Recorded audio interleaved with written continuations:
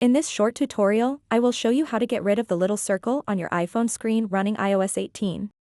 This circle is known as Assistive Touch, and it provides easy access to various functions.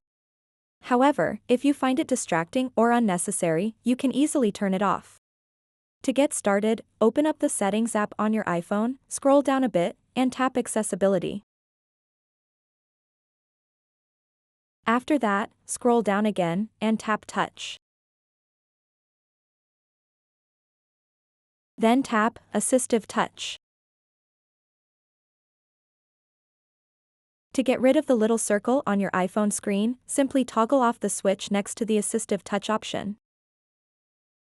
So that wraps up this tutorial. If you have any questions about this whole process, please let me know in the comments section below. And if this video helped you out, please give it a big thumbs up and subscribe to this channel for more tutorial videos like this one. Thank you so much for watching, and have a good day.